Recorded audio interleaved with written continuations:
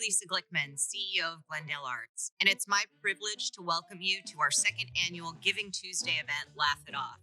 Tonight, we celebrate the arts, comedy, and the historic Alex Theater. If 2020 has taught us anything, it's that we could all use a little laughter.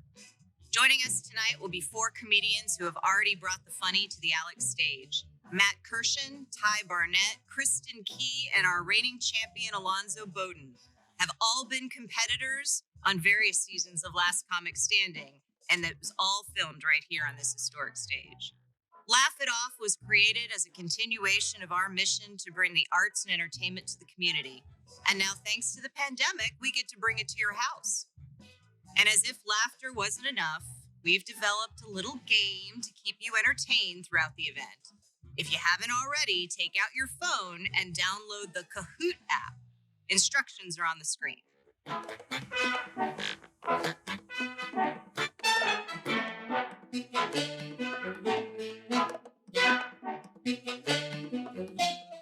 Thank you for supporting our Giving Tuesday event. And I wanted to give a special thanks to our friends and partners at the Greater Downtown Glendale Association for being presenting sponsors of today's event.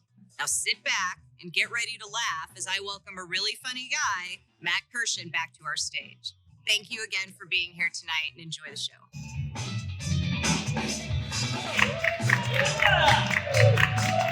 Hey everyone! Hey, thank you. Look at this full house.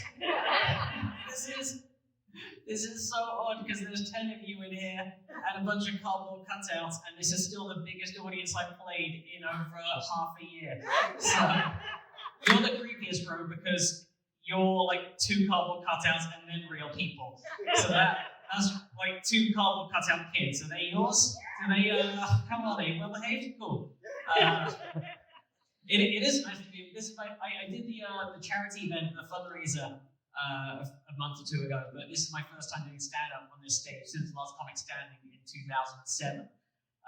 So there's, I don't know, I've changed since, hopefully. Maybe, I don't know, grown as a comic, we'll see. So how about that George W. Bush? What a character he is. So some wacky things. It's, I live just up the road from here as well now. It's, like I spent a while going backwards and forwards from Britain, and then I'm settled here now. I've been living here full time for like 7 earthquakes. And that's how we measure time in Southern California, right? It's weird because earthquakes are the only natural disaster where afterwards you have to check online to see if it happened. And I'm like, was that a hurricane? Did anyone just feel a hurricane? Just check on the internet to see if that was a hurricane. Put in our zip code in a hurricane and see if that was, because it could have been a truck, but I think a hurricane just swept through this town. That church roof never used to be in our kitchen. And I don't even get out of bed now. That's how Californian I am. Like an earthquake, a natural disaster's happening. I'm like, it'll shake itself out. Like I'm like a lazy parent now. Don't encourage it. If we hide under the table this time, we won't learn. Keep doing it. You gotta treat yourself to laziness, right? Like you're always, but just a little treat for yourself from time to time. You know when you're like, oh, I should go to the supermarket. It's been a month. But I'm gonna treat myself. I'm gonna go out to a restaurant. They'll have toilet paper. That joke's a bit too real right now, isn't it? In a pandemic when some of you probably did buy toilet paper from a restaurant in those first month or 2 when every restaurant's like, we're a store now, what do you got? What do you need? We got everything. You need peaches? Here's a gallon of peaches. That's the smallest size of peaches we have. Have this bucket of peaches. You want rice? Here's enough rice to cater an Indian wedding. We're a clinic now as well. We're an urgent care. What do you need? What do you got?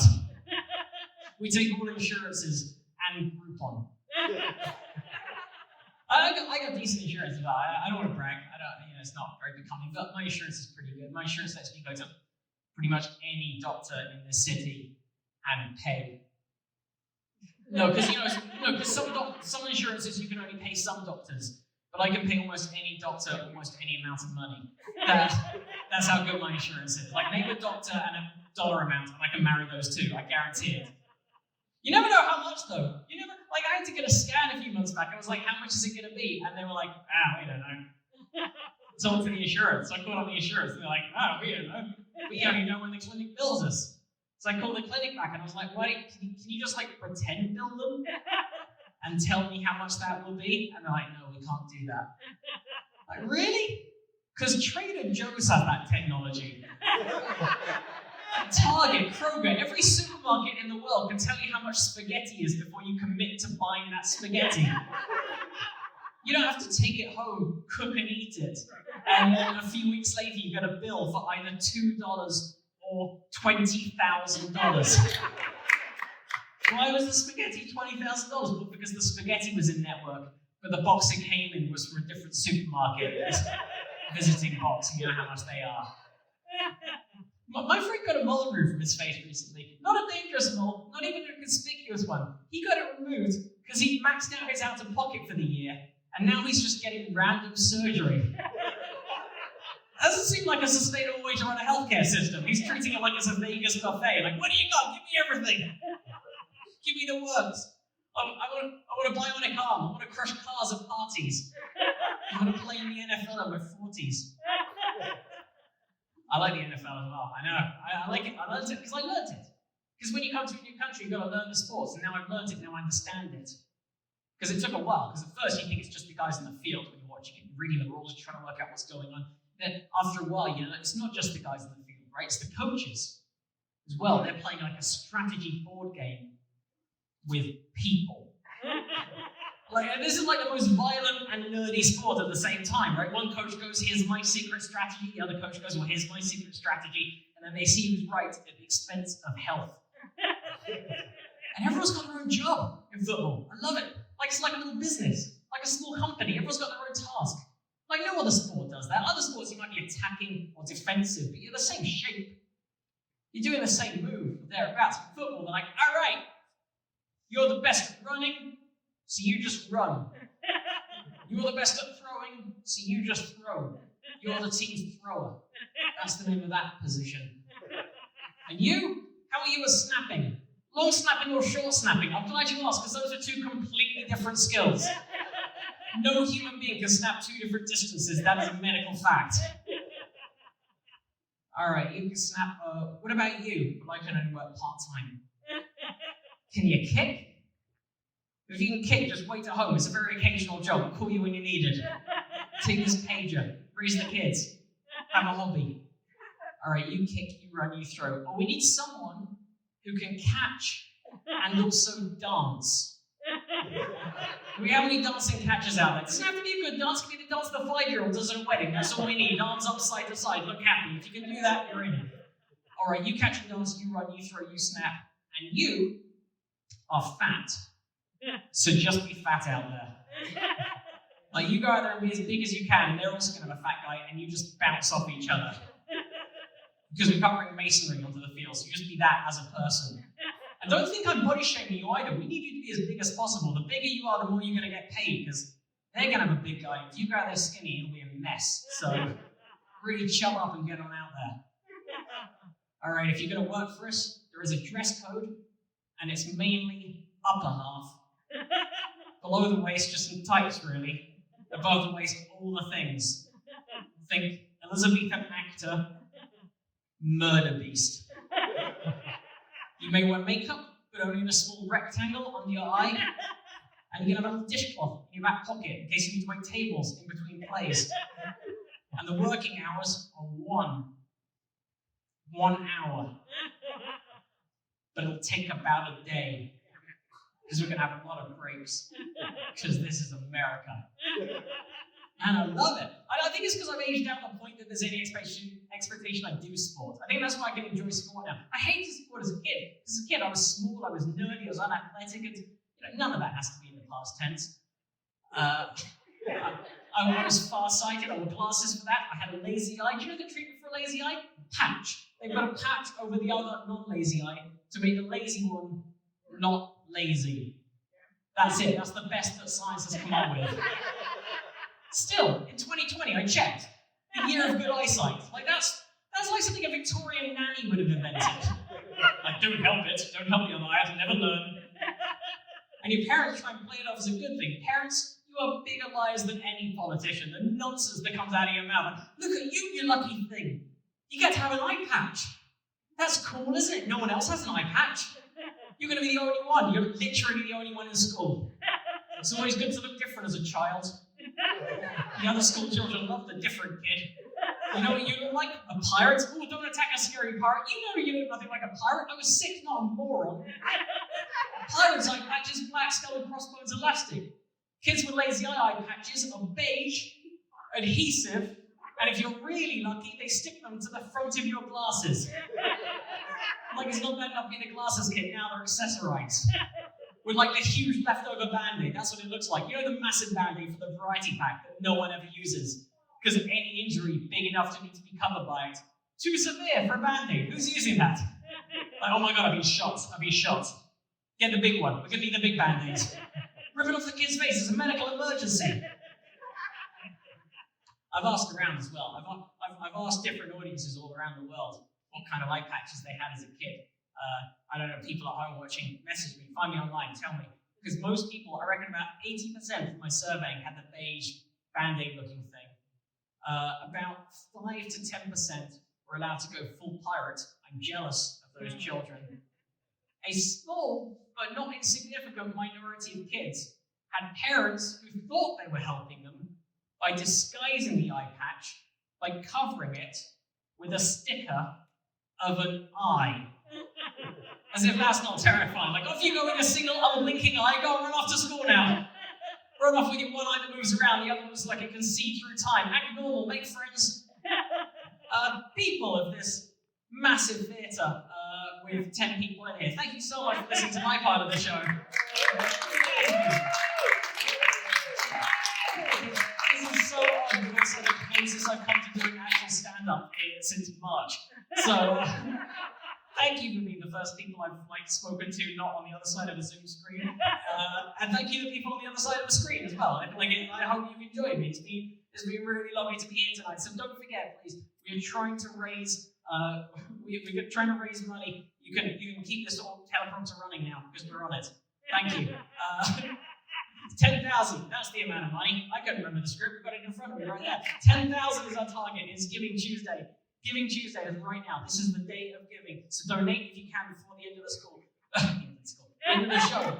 This is going great. It's like, give me money. Give me money to help me. I need it. Nothing's going well, so just like, if you've got any left over, do give it to the Alex Theatre and the Glendale Arts Foundation. But otherwise, give it to me.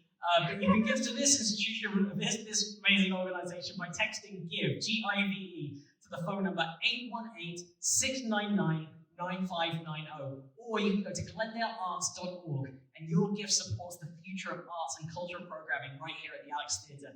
And you might not think the theatre is active, apart from this very thing that's happening right now, which is marginally active. But that's far from the truth. I mean, it's active-ish, it's on the cusp of active. But also the Glendale Arts team is hard at work trying to find different ways to bring arts and culture directly to you. So when the video starts, we're going to play. When the video starts, we're going to play a game, people. So, okay, take out your phone. I never normally tell audiences at a comedy show to take out their phone and look at it. But take out your phone, open the Kahoot app, or download it if you haven't already. Just search for Kahoot in the App Store. Or if you don't want to do that, if you're on your computer, you can go to kahoot.it, kahoot.it, and click play in the top right-hand corner of the screen. Right, the game code you need to put in is 7242354. You got that? 7242354, and that PIN code will connect you to the game we're about to play. So soon you're going to see a question appearing on the screen. 4 possible answers will be given. Each of them will be a different color button. So on your phone or whatever device you're using, tap the corresponding color. It's that easy. So you're going to have 20 seconds to answer your question. Are you ready, audience? And the question is, this former late-night talk show host made reference to how the Alex Theatre got its name. Is it Jay Leno, David Letterman, Johnny Carson, or Seth Meyers? So make the correct color selection on your device that you uploaded the app onto right now. You've got 20 seconds. If you're colorblind as well, there's Shape It to help you out. Is it the triangle, the diamond, the circle, or the square? Whichever one you think it is, stay tuned for the answer. I'm Matt Kirschen. Have a great night and enjoy the rest of the comics. They're some of my favorite comics in the world. Thank you so much. Hi, my name is Sam Doe. The answer is David Letterman. Letterman has brought his Netflix production, My Next Guest Needs No Introduction, to the Alex Theater 2 times. Most recently, he interviewed Kim Kardashian. Before his interview with Ellen DeGeneres, he welcomed the audience with an anecdote on why the Alexander Theater was renamed to the Alex. Letterman shared with the audience that the Alexander Theater was renamed to the Alex Theater in 1940 when the marquee was built. In true Letterman style, he took it a step further and said, thankfully, the theater name hasn't been shortened again to the Al Theater.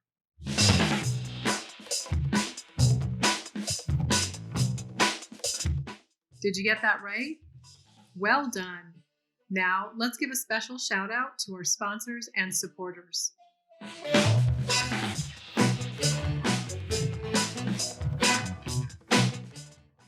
Before we meet our next comedian, let's give a round of applause to Matt Kirshen. Up next, we have another talented comic. He was recently seen on America's Got Talent, but we first met him on Last Comic Standing. Let's give a warm welcome to Ty Barnett. Hey, how you doing? How you doing? Oh, what's going on? First of all, I didn't realize this until I was standing there about to come out in front of all five of y'all. I was like, you know what? This is awesome because, and I mean this, pre-pandemic, if I would have told people I performed in the theater in front of 10 people, in a theater in front of 10 people, they would have been like, oh man, that's messed up. I tell people that now, they're like, oh, it's packed. Nice. What's up? Yeah. Crazy times. We are in crazy times. There are certain things, I will tell you this. I'm one of those people, like I've been doing comedy for a long time, so there's certain things I don't mind about the quarantine or the pandemic. Like people, I don't really like, not, you guys are fine, but I'm saying like in a regular world, I don't really like being around a lot of people. I kind of was cool with the sitting at home and all that. So I kind of went through different phases with the quarantine. The first month or two, I was like, you know what? I've been working since I was 15. I deserve this break. Enjoy this time off. Month 2, 3, I'm like, you know what? Time for reflection and get into myself. Month 3 or 4, I'm like, maybe a habit, a hobby or something. The guitar, the flute, making cheese. Month 6 or 7, I'm like, I wonder if that crack dealer up the street is hiring. I may need to diversify. This seems pretty long for a break. It's crazy. Speaking of, by the way, and this is why I don't miss people all that much sometimes, because like I parked, and Glendale's nice. This is a nice area. I love this theater, and they've been so nice to me, especially since the last comic and all that. But I pulled and parked my car earlier today, and it was a beautiful day. Beautiful day today. I'm walking around like 11 o'clock in the morning. Dude comes up, you got me crack.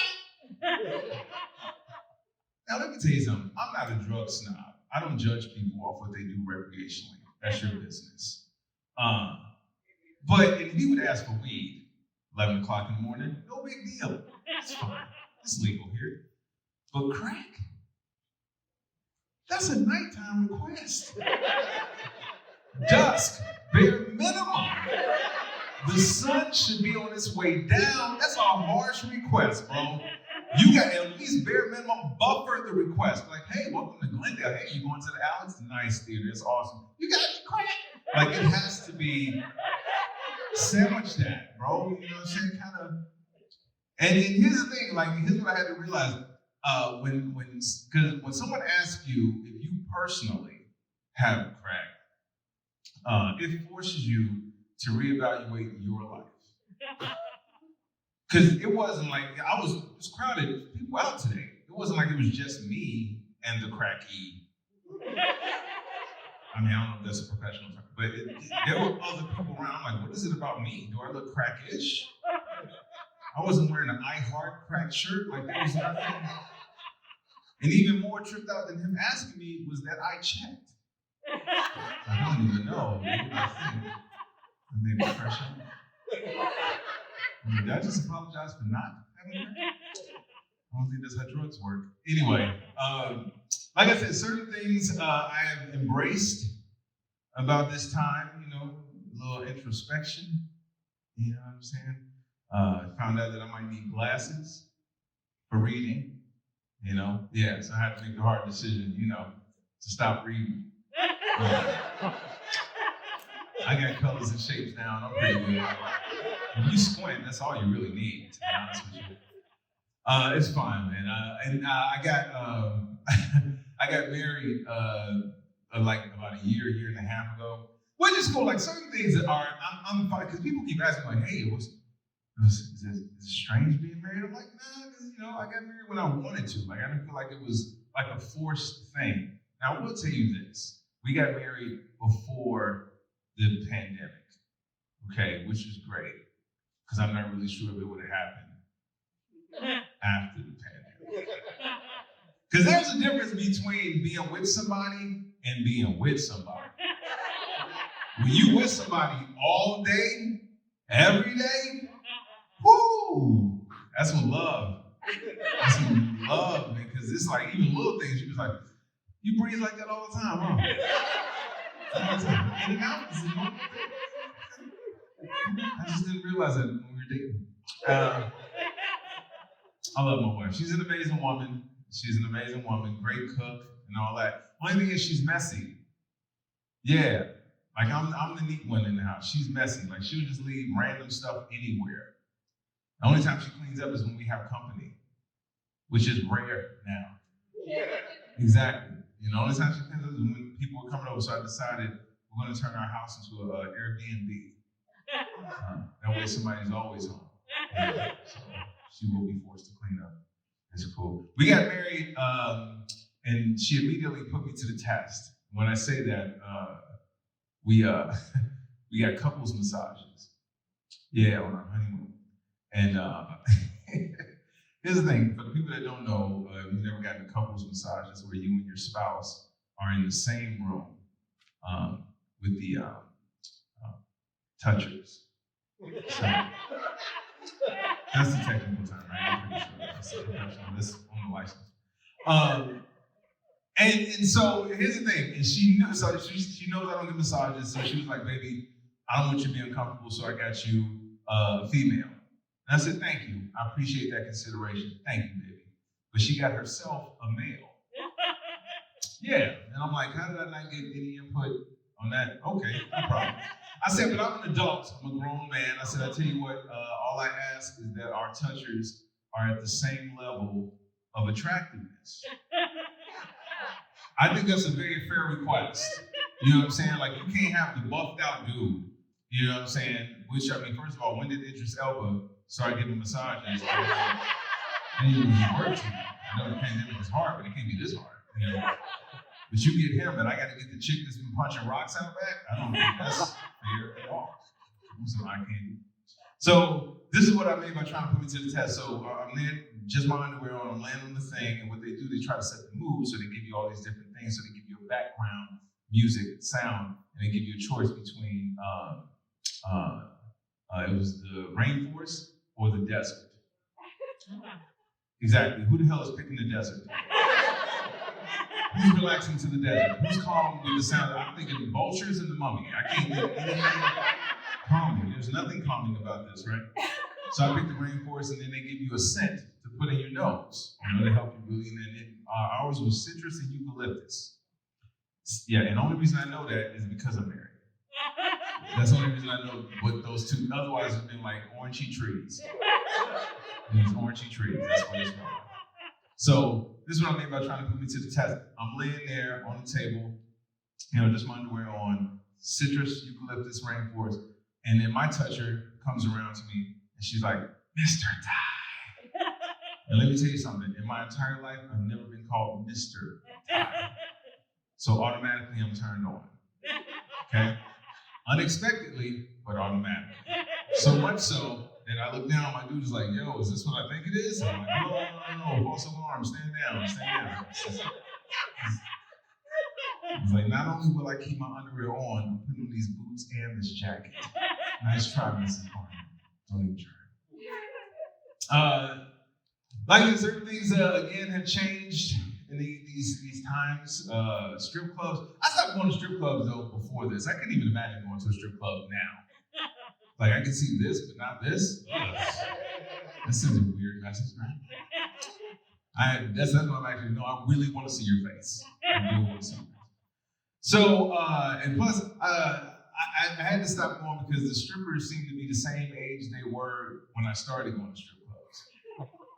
Which is inappropriate because I got kids. You know what I'm saying? I used to go to strip clubs and be like, ooh, who's your daddy? Now I'm like, where's your father? Somebody is messing up. Last strip club I went to, the girl came up and she's like, hey, if you want to make this more than a dance, we can. But understand that my prices are negotiable, but be respectful. Because the last person I was with gave me $1,000. And let me tell you something, here's the difference between older me and younger me. Younger me would have found $1,000. I would have started a paper route, lemonade stand, developed an app, whatever I got to do. Me now, when she said $1,000, I'm like, I'm right now arguing with DirecTV over $20. And I get 300 channels, so you want $1,000 for what? No. That don't sound fiscally responsible. You said for that price, you got to stay for a while, like a week. And they gonna just be sexy. There's gonna be some chores involved too. To be honest with you, I don't need a blowjob, but I've been trying to paint this living room for a while. So, suit up. All right, thank you guys. I appreciate that.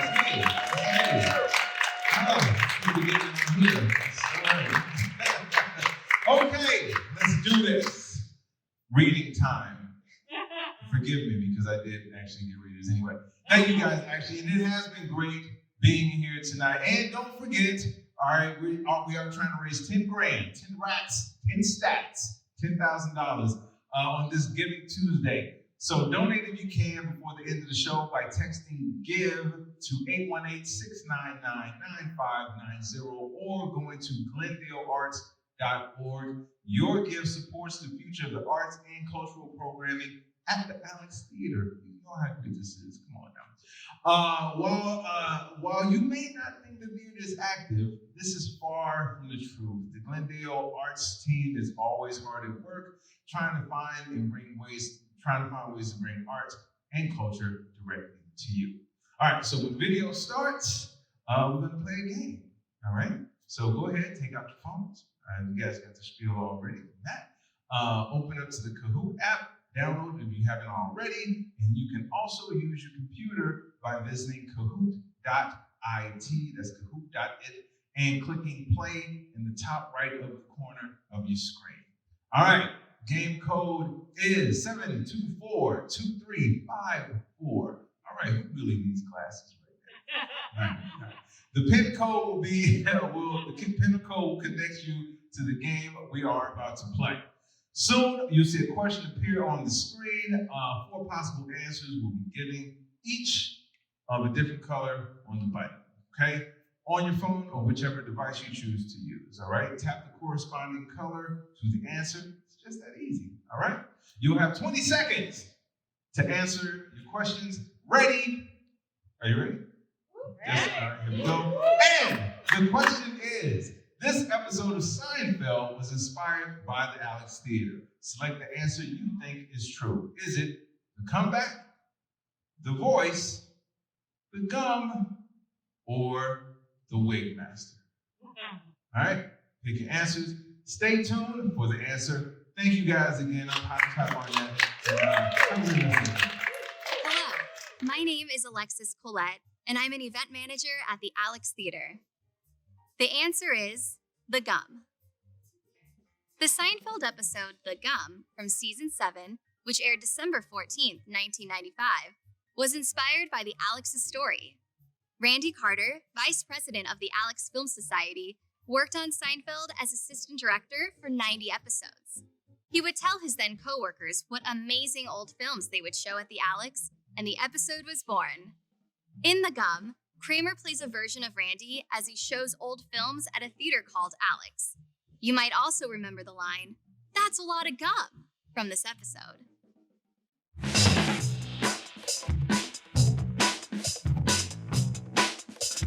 Did you get that right?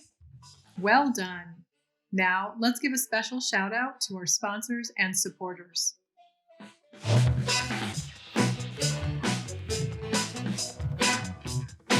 Let's hear a round of applause for Ty Barnett.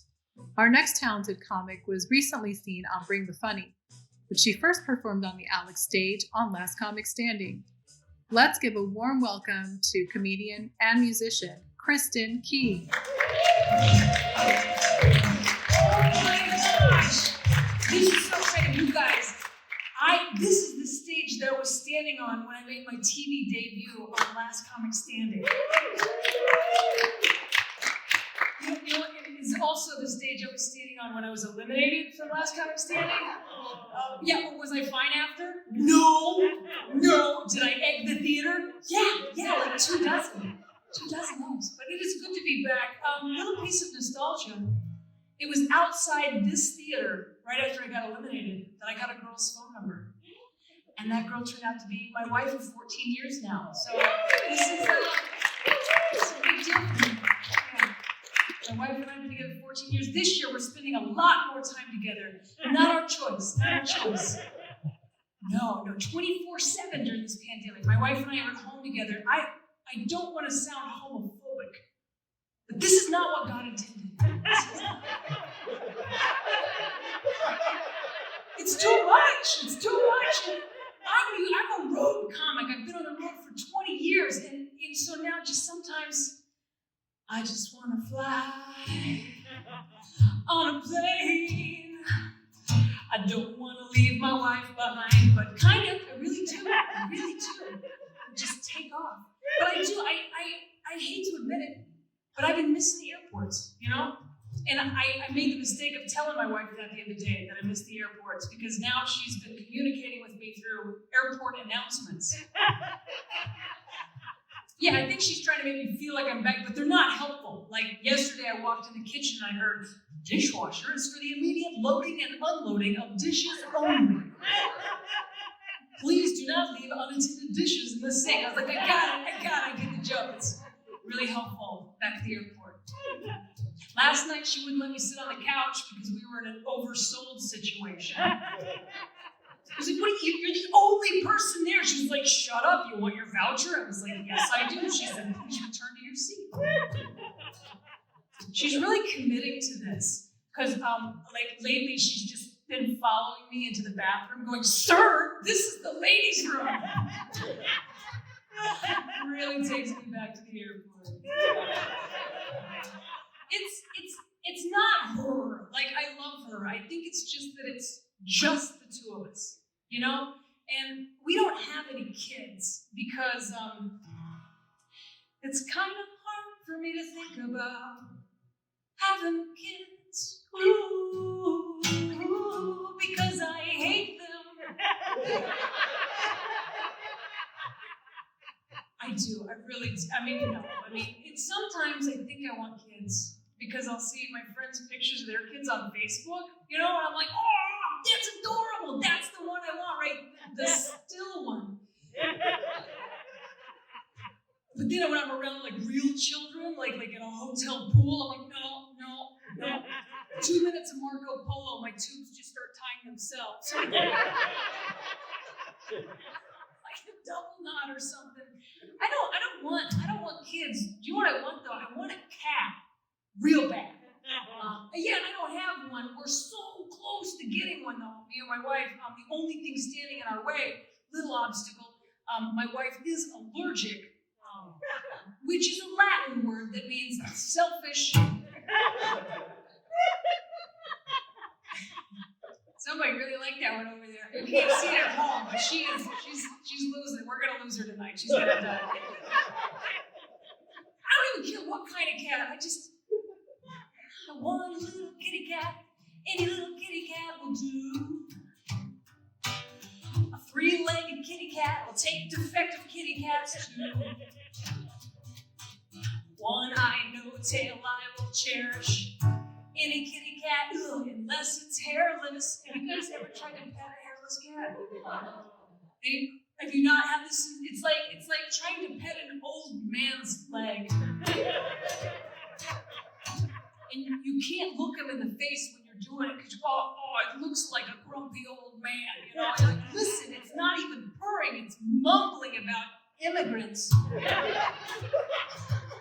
So bring me a kitty cat, just not that racist kitty cat. Any little kitty cat will do. That would be nice. It would sure help things. Here's my issue.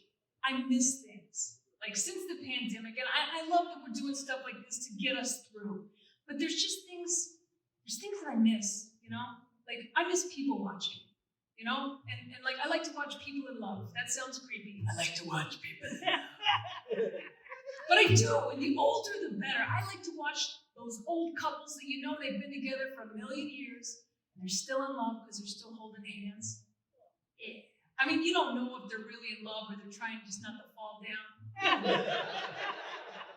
You don't know if it's like, or it's like, but I miss that. I miss watching people like be affectionate in public, and these days you just don't see that. Nobody holds hands anymore because, you know, hand sanitizer. And I saw a couple the other day go in for a smooch, and they're both wearing masks, and they were bumping fabric. That's right. Everybody's wearing masks, standing 6 feet away, but love is airborne, it's magic. We all learned that holding hands spreads germs. That's why people everywhere are bumping fabric. Yeah, they're bumping fabric, they're snatching masks, getting hot under the cotton. Teenagers, parents, even geriatrics going bumping fabric. Johnny liked Janine before quarantine, and after high school he followed her home. Because she was cute in a hat and really good with a bat. He asked her out, but she said no. Well, in the time of Corona, he was tired of being lonely. He decided he would try again. But on the classroom Zoom, he looked into her room and saw that Janine wasn't alone. She was with Joan, and they were bumping fabric. They were snatching masks, getting hot under the cotton. Janine was studying Jones and anatomy, going bumping fabric. My neighbor Lillian is 85. She's been a little lonely since her husband died. She gets a little friendly with delivery guys, but she's old and it's harmless, right? Well, I looked into her window the other day, and to my surprise, there's the Amazon guy, and he wasn't wearing nothing but his N95. And they were bumping fabric, they were smashing masks, getting hot under the cotton. She'd ordered a package, he delivered it prime, going bumping fabric.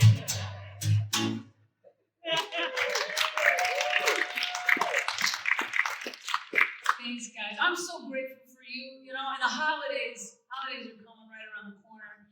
And, you know, part of it, I'm excited about it, but, you know, they say it's better to give than to receive. And that's true for me, because I think it must be hard to buy for, because I hate everything anybody ever buys me. You know, when you're like, oh, just don't give me anything, that's good. No, seriously, do not give me anything, because I'm gonna hate it.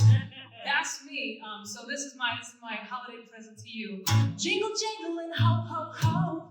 I don't want your gifts no more, cause listen, you're bad at buying gifts. Jingle, jingle, and ho, ho, ho. I don't want your gifts no more, cause you suck at buying stuff. That funny poster you had framed doesn't go with my stuff, so I threw it away. You suck at buying me stuff. I told you once that I liked owls. I don't want it on my plates. I don't want them on my towels. Who buys this crap? You. That's who. I don't want your stuff no more, cause listen, you better buying gifts. Just because it was seen on TV doesn't mean it needs to be seen on me. I don't want to wear a ball blanket, no thank you. And anything to buy for the bathroom should be bought by me, not you. No! Jingle, jingle, ho, ho, ho. I don't want your gifts no more, you suck at buying stuff. I don't want your scented candles, I don't want your keychains. anything re-gifted, anything staged. Am I being ungrateful? Should I stop complaining? No, cause you thought I'd look good in lingerie. Jingle jangle and ho ho ho, I don't want your gifts no more, cause you suck at buying me stuff. Thank you so much. This has been fantastic, guys. Thank you so much. It has been truly a pleasure to be here tonight. So again, thank you.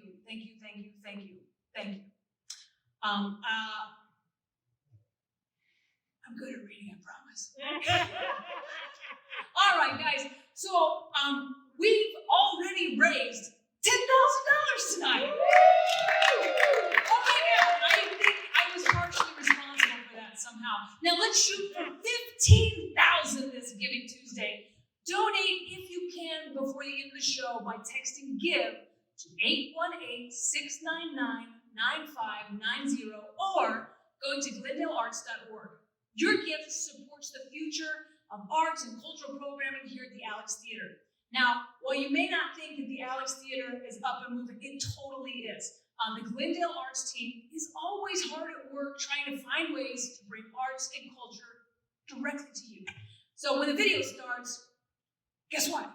We're gonna play a game, like we've been doing all night. Yeah, no surprises. So go ahead and take out your phones, open the Kahoot app, or if you have not downloaded the app already, shame on you. But download it. You can also use your computer by visiting kahoot.it and clicking play in the top corner of the screen. Now, the game code is 7242354. And the PIN code will connect you to the game that we are about to play. Soon, you're going to see a question appear on this screen. 4 answers will be given and each a different color button on your phone or whichever device you've uploaded Kahoot onto. Just tap the corresponding color.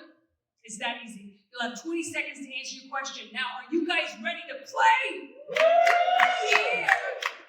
The question is, this funny woman, author and actor, was one of the fastest selling live talk shows in recent Alex history. Select the answer that you think is true. Is it Mindy Kaling, Chelsea Handler, Sarah Silverman, or Mary Basmagian? Stay tuned for the answer. Thanks again, everybody, and enjoy the rest of the show. My name is Nina Crow, and I'm the managing director of Glendale Arts.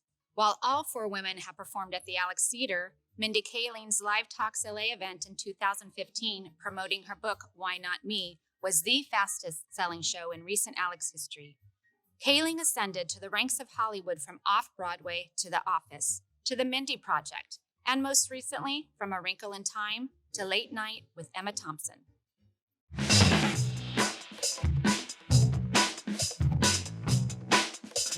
Did you get that right?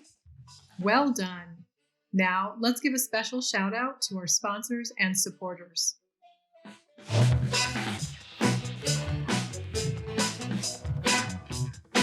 Let's hear that applause for Kristin Key. And now, closing out our night, we have a very talented comic who was last seen on our stage at Alex 95. He's performed at the Alex many times since his first appearance on Last Comic Standing, even filming his Amazon special, Heavy Lightweight, here just last year. Let's give a warm welcome to Alonzo Bodden.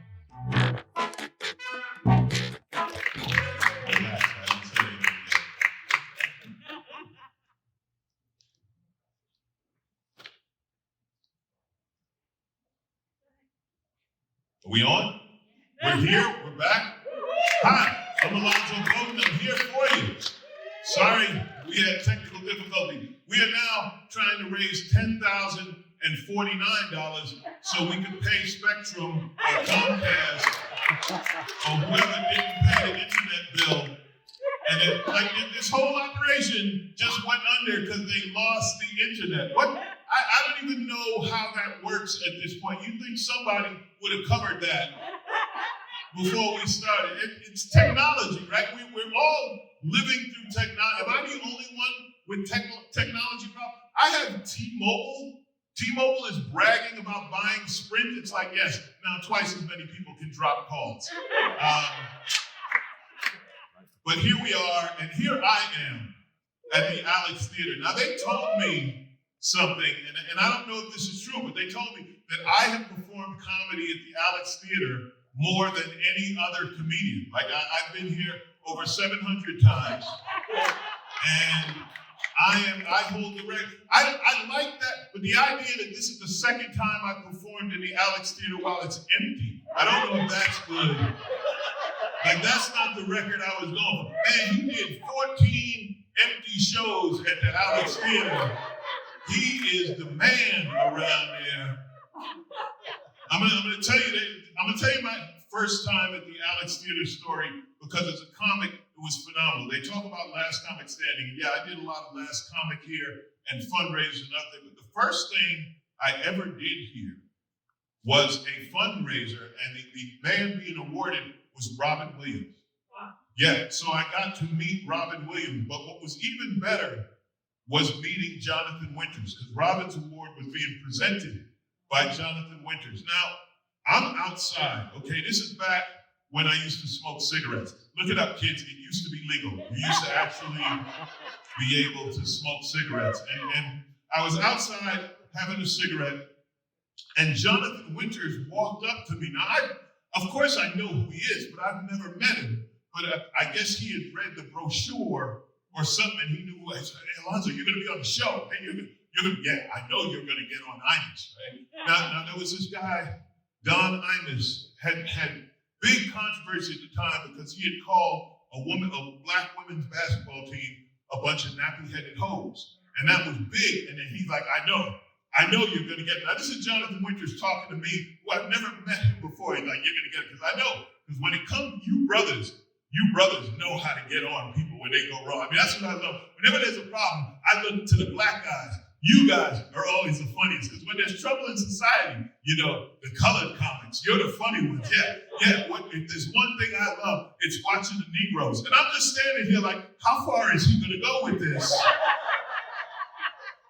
And at the same time, I was laughing my ass off because the situation was so ridiculous and unbelievable. And I'll always love that. That will always be my memory of him. And you know what? He didn't get canceled. See, there was no cancel culture then. He could just say that. But now we have a cancel culture. So if you're at all offended by that, cancel me. Please, can you? Because I need the press, honestly. I need to be known for insulting the blacks and the Negroes and the coloreds. I'll take it. I'll take that. Look at the kids looking up these words to find out. It's technology, right? This is what we now. Thankfully, we have technology now. We would not make it through this pandemic. I'm looking at the crowd, and look at me using the word crowd for the small group that is present, making them feel better about themselves as they sit here and say, "Oh wow, we're a crowd now." Some of you are old enough to imagine if this pandemic had hit before we had this technology, right? What would an 80s pandemic? We'd have all been getting busy signals. We'd all be on the phone. Are we Zoom meeting? No, just leave a message. Leave a message, and then they'll get back to you. Right? Early internet. If we had a pandemic during early internet, and we're all looking for our AOL disk to see if we have enough minutes. Do we have minutes? Can we talk to them? No, don't waste your minutes. Right? You're going and forget about cell phones. Oh, there's no way I'm calling you during the daytime. No, I will be calling you after 7 p.m. when it's free. All the technology has made it different. You walk in now, they have the thermometer, right? It's like the little electron, and they just point it at your forehead, and they take your temperature. Well, thank God we have that technology. Because imagine the old thermometers. Yeah, just had a moment, didn't you? Yeah, as you try to enter, the guy just standing there like, all right, it can go in either end. Which way do you want me to check you before this starts? I don't know. I'm losing my mind. I don't know, honestly, I don't know if I'm the only one. The pandemic, I am so, like time has no meaning anymore. There's 9 days to a week, there's 68 days to a month. I don't know, there's 43 hours to a day. Time means nothing. I saw a guy in a rush. I was so jealous, I followed him. I was like, man, where the hell you got to be in a hurry during the pandemic? Look at you, know I'm not chasing you. I want to know where we have to be. I'm so bored at home. Let me tell you, when my phone rings and it says scam likely, I answer it. I want to know what kind of scam you got. Well, you want to talk solar panels? I can talk solar panels for hours. What do you say? Your cousin in Nigeria has money he wants to put into my bank account? Well, let's see how that works out. It has just got, I don't know what to do anymore. Remember before the pandemic? Remember that? Remember life? I don't know what, 17, 18 years ago, before this all began. Remember the problems we used to have? What do we used to care about? Straws. Straw. We cared about straw. Is that a plastic straw? You're gonna kill the turtles. You're gonna kill the turtle. Have you heard about the turtles lately? No one cares about the turtles. No one can. If the turtles could cure the coronavirus, we would be walking around with plastic straws stuck directly into the turtle. We'd just be drinking straight turtle. Like, man, get some of this turtle. We're in the midst of a worldwide pandemic, right? And we don't know what's going to happen. Science doesn't know. They're trying. Why is science working on anything else? That's my question.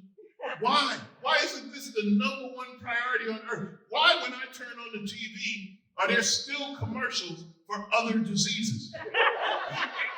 Who the hell cares? The heartbreak of psoriasis. Scratch. You're just gonna have to scratch for a little while until we figure out the pandemic. Is your arthritis flaring up? Well, sit your ass down. Just sit down and take it easy. You suffer from depression, we all do. We've been home with the family for the last 7 months. Are you kidding me? Of course I'm suffering from depression. The commercials are ridiculous. You seen Burger King? Whoppers 2 for $5? Yeah, because we're not fat enough. We haven't been sitting around enough. What we need is a good load of discount Whoppers to put us over the edge. And it's one thing after another. What a year. 2020?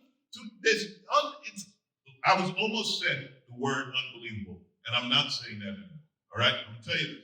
Every year, and I don't know if you're aware of this, every year, Webster's Dictionary expands the English language. They actually add words to the English language. And this is the year that they should remove a word, and that's the word. We should remove the word unbelievable. There's nothing in 2020 that you're like, unbelievable. Anything that happens in 2020, we're like, well, yeah, what's next? What else? You know how bad 2020 is? The murder hornets came and no one cared. No one cared. And the murder hornets, we were like, what else you got? When hornets with 2-inch stingers that can kill us, okay, let them loose. We don't care.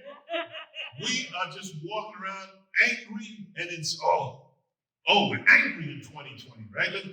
Wearing a mask. Love the anti-mask people. That's where they chose to draw the line. I ain't wearing no mask. I'm American. I know my rights. Shut up. Put your mask on. Listen, all they said, the mask isn't the cure-all. All they're saying is wear the mask. It keeps you from breathing on other people, and hopefully that slows the spread of the virus. They're not saying it takes away your manhood, doesn't take away your rights as an American. Just relax. Put the mask on. I'll tell you right now, I love my mask.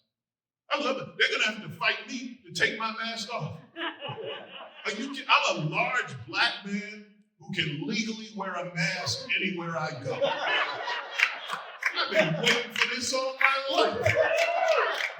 You kidding? I love my mask because they don't regulate what type of mask. You can wear any mask you want. I go to the bank with a welding mask on. That's right, I'm being safe. Solid steel. You ain't seeing a thing. Just give me my money. Are you kidding? I love wearing a mask. I'm a big, bald black man in a mask. You think we all looked alike before? I went to the bank. I wrote myself a check for $1 million, and I signed it Michael Jordan. And you know what? They cashed it. That's right, because we're both tall. They don't know. If I put a mask on right now, somebody's tuning in like, wow, Dave Chappelle's on TV. They don't know. We all look alike with the mask on. Why? Why are people just walking so angry? I mean, we're all in this together, man. Everything is weird now. Travel. I'm a comic. I travel all the time. Not anymore. But I have been on a plane, and I have to tell you, it's a completely different experience getting on a plane now, right? Because everyone's wearing a mask. And the nice thing about flying, nobody wants to talk to anybody. Yeah, now they don't want to breathe on each other.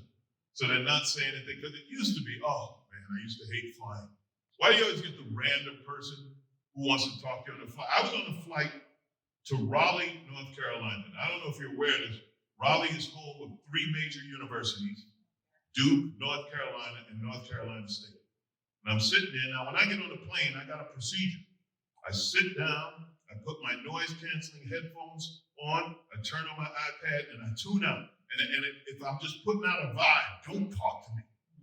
Did you think that stopped this old lady? Old lady next to me just said, yeah, you look like you played sports. Did you play sports? I'm like, no, I didn't play sports.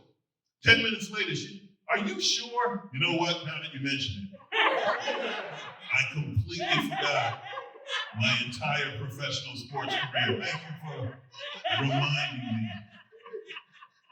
And then she says to me, she said, you sure you didn't play for NC State? Now, you know why that bothered me? Because there are 3 major universities, and she asked me if I played for the worst one. Yeah, not did you play for Carolina or Duke? No, did you play for NC State? You know, the team that never won. You really? On that joke? I'm performing for 10 people and 25 cutouts, and you say, on a North Carolina joke? That was the one that hurt your feelings?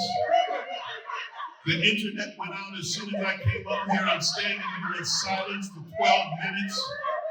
But I hit the NC State joke, and she's like, oh, that's so sad. That's so sad. No, everything else is all right. You know, when Jonathan Winters called him colored, that was okay. But NC State is just the saddest thing I've ever heard. You're not coming to my next show, just so you know. You are not welcome here. I'll work for 11 people. I don't need the 12, all right? Too much feeling. Too much feelings. Comedy. Let it go. Let it go. Right? I don't know. So do you have the kids? You guys have the kids? I don't have kids. Well, by the way, no one believes that. Whenever I say I don't have kids, I get profiled on Father's Day. Just walk outside and go, Happy Father's Day. I don't have kids. You know you got kids. It's Father's Day. You go find your kids. Never had them. I never saw any reason to have hungry, unemployed people hanging around my house. And you know what? In 2020, I'm glad I don't have kids because I don't have to teach them anything. That's right. I see the parents out there. Oh, the parents. I love my kid. Yeah, right up until homeschooling started.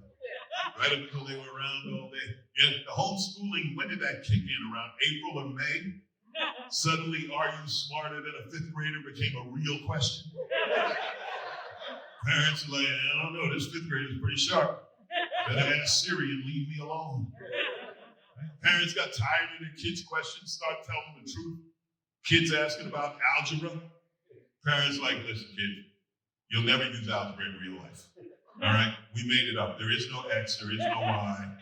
If you can count to 100, you can handle money, you'll be fine. Next kid, what about geometry? What about you building bridges? You're not building bridges, are you? There's no need for geometry. Teachers, historically, teachers have been the most underpaid, underappreciated profession that we've had. Not after the pandemic. Now that parents have had their own kids at home, parents are actually calling teachers now like, how do you not hit him? No, really, how do you not hit it? Because I've already done it, and I just want you to know you have my permission. When school opens, you whack this kid anytime you need to. Teachers are going to get paid. They always say, but athletes get millions. How come teachers don't get paid? Not only will they get paid, they're going to negotiate just like athletes. It's going to be the same thing. You're going to hear about 3rd grade teachers holding out for a signing bonus. That's right. Kindergarten teachers will have agents. They will have agents and stats. Their agent will just step up like, oh, Miss Lewis here. She's been known to handle as many 25 kids at a time. She once put 17 in a nap and 3 in timeout at the same time. Parents would be like, wait a minute, she pulled off the nap timeout combination? What's she looking for? Oh, she's starting at $1 million a season. Pay her. She's worth it. She can handle 25. I got 1 and I've given up. Honestly, parents are losing their minds with the kids. They're like, should we reopen the schools? The parents are like, yes, send them. So, here we are. I don't even know where I'm going with this show, honestly. Can't you tell I'm having so much fun here? Because I remember when my comedy career started. I actually remember when I won Last Comic Standing. And I said, one day I'll be back. When no one's here. When no one's here, I will be back. And the internet's not going to work at all. It's going to be one of the truly great moments. And Jay Leno called me. I said, Jay, don't bother me, because I got an empty theater gig to do. Then you can't see behind you. There's a woman in the aisle, looks like she's anxious to leave. Where the hell do you have to be? Then suddenly you're standing there like you're itching to move. I joke about this, but this is my life, honestly. I love comedy. This is what I do. And it's been 27 years, and it's a great role. I still love it. I've had my chances. I've had my breaks. I was in Montreal at the Just for Laughs. It's the biggest comedy festival in the world, and I did my set. And after my set, they said, this guy wants to meet you, and he's a big-time producer and manager in the comedy world. I'm thinking, this is my chance. I'm gonna make it. And I met with him, and the first thing he says is, Alonzo, the reason you're not famous, and I said, thank you for reminding me of that, because judging by the crowd here, I had forgotten. He said, the reason you're not famous is you've never made a choice. You've always been funny, but you didn't make it. He said, what you should have done in the beginning of your career, you make a choice. He said, first be funny for the black people. Then once the black people love you, then you get the white people and you cross over. And I said, well, that may be true, but that's not my reality. My reality is I have always been in the middle. For example, when I was growing up, when I was a kid, I was bused to white schools. Yeah, so I grew up in a black neighborhood, but I went to school with white kids. So I never learned to hate white people properly. You know, they'd be like, kill whitey, and I'm like, now. They're not all bad. No, I've seen them in their natural habitat. They can actually be quite nice. And it's always been like that. When I went to high school, I went to a high school in New York called Aviation High School. And it was a specialized high school. They taught aircraft maintenance. And you had to be smart to get in the aerospace program. And I was a smart kid. So I was in the aerospace program with the smart kids, but the smart kids were very boring. So I like to hang out with the party kids who like to get high and laugh and have a good time. Now, who knew that was going to pay off? But anyway, I'd be with the smart kids, and they're like, don't do drugs. And I'm like, oh, I don't know. I'm high right now. I'm having a good time. But then when I was with the party kids, they were the ones who pushed me. They were like, go, you're smart. Get out of here. Go. And they pushed me. And when I graduated from high school, I was offered a job. This is how I came to LA. Lockheed Martin, which used to be in Burbank, offered me a job. And the Get High kids were so proud of me that they put their money together to buy me a jar of clean pee so I could pass the drug test when I went to Lockheed. And I went to Lockheed and I took the drug test and I came up pregnant because these idiots did not check where the pee came from. And to this day, I work on both sides of the comedy spectrum. 2 years ago, I was on tour. I went to Saudi Arabia and Israel. Yeah, now you couldn't be more opposite. First of all, I'll tell you, when you have Saudi Arabia and Israel on your passport, when you get to customs, there's questions. What exactly were you doing out there, Jason Bourne? But anyway, I went to both places equally uncomfortable, but for completely different reasons. Now we get to Saudi, and there were a bunch of us comics that went there, and it was almost like a cultural exchange because they don't have stand-up. So we were going there to show them what stand-up comedy is. What they didn't tell us was, once we got there, we found out that we would be subject to the rules of Saudi Arabia. So we get there, and they're like, all right, before you start, no religion, no politics, don't talk about sex, don't mention drugs, no cursing, and we're like, it's gonna be a short show. There's 6 of us here, we got about an 8-minute show.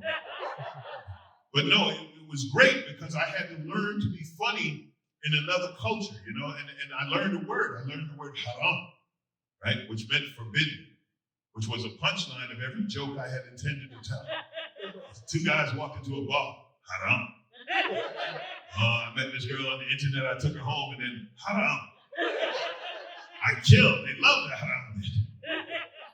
Then Israel, now fascinating place. Israel, the history of Israel is the Bible. That's what's fascinating. I don't mean this religiously. I mean the stories in the Bible. This is where they happen. So they're showing us these places.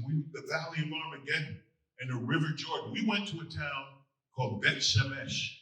And they're like, oh yeah, this is where David fought Goliath. What? Like, yeah, David fought Goliath. Like, that really happened. I don't know about you. I'm impressed with a good UFC fight. They had David versus Goliath 1.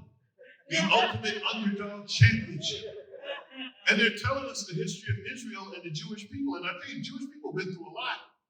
They've been through a lot. And they don't mind telling you about it. Some long-ass stories, man. We were wandering the desert. I'm like, oh, this is going to be a long one. Okay. But I respect that because that's their history, you know. But after a while, I'm going to tell you, I got a little tired of it. It's like, you know, you're not the only one who's been through some stuff. Right? I'm black. We were slaves. I'm like, yeah, that's it. I'm going to play the slave card. When there's a break in the action, I'm going to drop slavery. So sure enough, there's a moment, like, sir, excuse me, listen, I appreciate your history and everything you've been through. I know it's something I can empathize. I'm black. We were slaves. And he didn't miss a beat. Just looked at me. How many times? I forgot who I was talking to. He was like, really? Really? You were slaves? You see those pyramids over there? Yeah, you thought cotton was heavy? I said, okay. I've just been outslaved. There's nothing better to close on than a good outslaved joke. That's how I made it this far. To all of you out there on the internet, and to my 12 friends here tonight, thank you. This is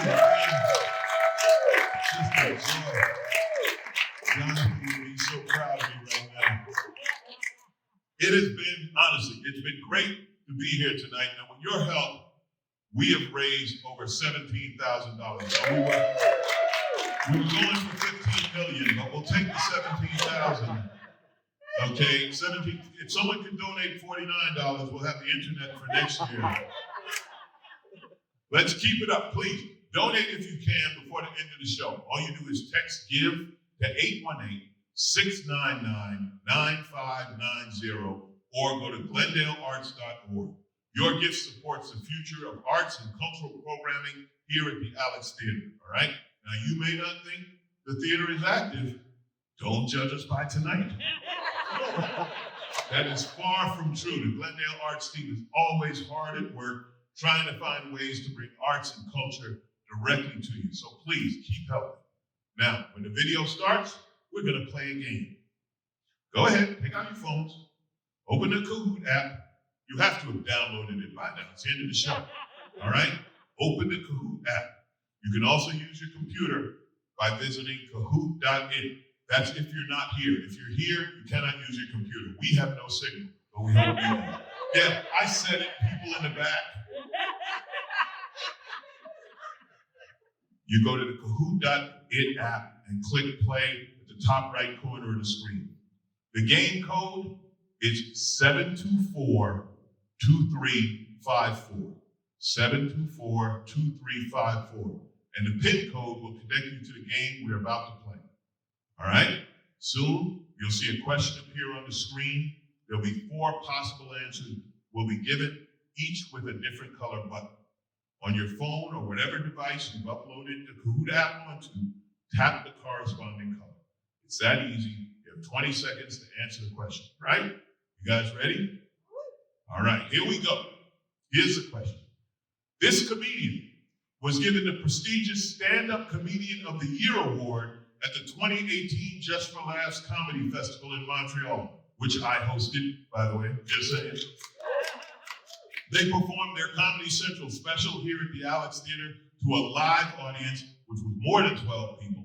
So I just throw those things in. Select the answer you think is true. Ready? Is it Sarah Silverman, Joe Coy, Maj Jabrani, or Ronnie Chang? Those are your choices. Stay tuned for the answer. Thanks again, everyone. Have a great night. Thanks for having me. Alonzo, good night. Hi, I'm Bob O'Neill.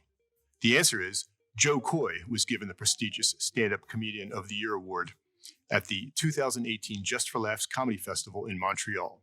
He has had 4 highly rated and successful comedy specials on Comedy Central and Netflix, including the one he filmed at the Alex in 2011. Coy is on a mission to educate the masses on how to raise a millennial, the intricacies of Filipino traditions, and more. Joe Coy is still touring around the world with all new material.